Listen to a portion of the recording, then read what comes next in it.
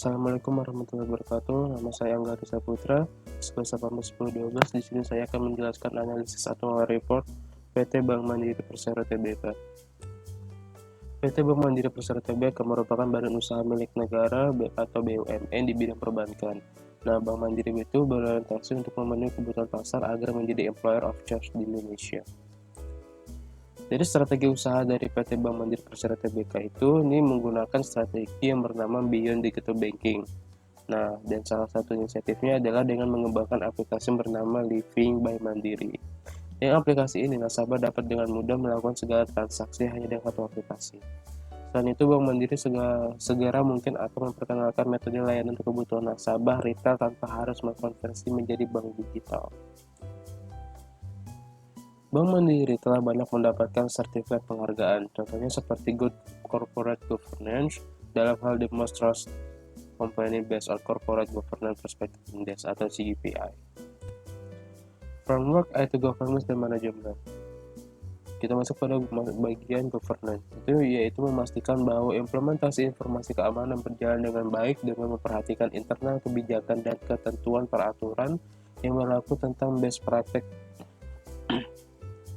keamanan dan manajemen dan pelaporan risiko keamanan. Framework IT Governance dan Management. Kita masuk ke bagian IT Project Management. Merupakan sebuah pedoman dalam membangun proyek inisiatif strategis berbasis IT. Agar nantinya setiap proses yang dilalui tetap dalam pengawasan atau distandarisasi berdasarkan kualitas yang telah ditetapkan oleh proyek.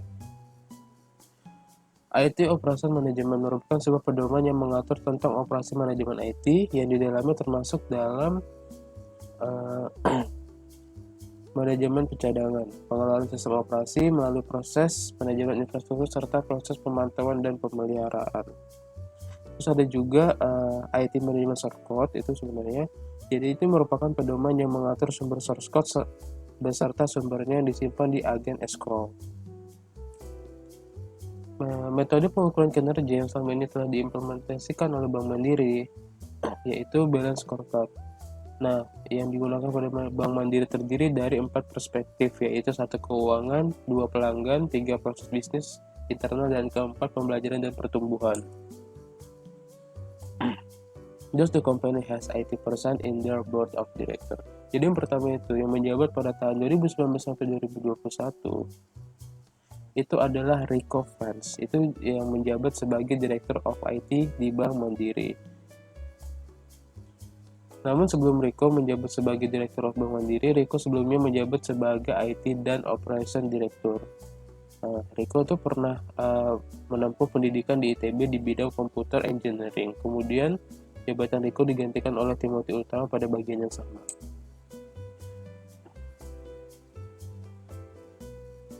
Kita masuk ke balance scorecard. Bagian user orientation. Yang pertama itu misi menjadi partner finansial utama pilihan utama masyarakat. Objektifnya pertama itu menyediakan layanan perbankan digital andal dan simple sehingga mempermudah kehidupan keuangan nasabah. Kedua, memberikan layanan prima dan solusi digital kepada seluruh nasabah selaku mitra bisnis dan pilihan utama. Mission, meningkatkan penggunaan Bank Mandiri di kalangan masyarakat dan memiliki peningkatan jaringan mandiri mitra usaha. Operational Excellence. Mission yang pertama mampu menerapkan strategi transformasi digital melalui penerapan 4 framework sebagai digital strategi. Yang kedua, objektif membangun infrastruktur platform internal yang reliable, melakukan perbaikan bisnis proses sebagai fondasi menuju transformasi digital, dan melakukan pengembangan produk digital secara end-to-end. Lalu missionnya yang pertama itu terbentuknya digital mindset dan talent. Kita masuk corporate contribution, itu misinya melakukan peningkatan kestabilan sistem IT melalui operation improvement, yaitu design and scope review, testing, deployment, handover, monitoring, housekeeping, tuning, and improvement. Capacity, co-planning, and upgrade. Objektif yaitu meningkatkan efektivitas dan keakuratan proses operasional harian end of day, proses backup atau restore data core banking, data warehouse, regularity reporting, dan metode handshaking. Nah, itu gunanya untuk meminimalisir potensi human error ya. Lalu ada misernya itu presentasi pengeluaran cost dalam peningkatan sistem IT. Kita masuk ke bagian future orientation. Misi pertama itu melakukan persiapan terhadap segala sesuatu masalah yang akan terjadi di kemudian hari. Lalu objektif yang pertama itu memberikan pelatihan pendidikan jenjang lanjut yang berkaitan dengan basic aplikasi yang akan digunakan itu seperti machine learning ya atau data analysis. Yang kedua itu meningkatkan efektivitas dan kekuatan proses operasional harian end of day dan usernya rasio presentasi kepuasan pelayanan. Kita masuk ke strategi map. Itu yang pertama di bagian learn and di stakeholder perspektif itu peningkatan value stakeholder. Lalu yang kedua itu customer perspektif. Itu pertama ada layanan prima dan solusi digital. Lalu ada pemberdayaan usaha mikro kecil, sistem pembayaran yang aman dan efisien. Lalu perbankan yang stabil dan sehat. Lalu di ketiga itu ada internal perspektif. Yang pertama itu memberikan pelayanan yang baik, efektivitas proses harian end of day. Ketiga, penerapan 4-point framework. Dan keempat, meningkatkan strategi beyond digital banking.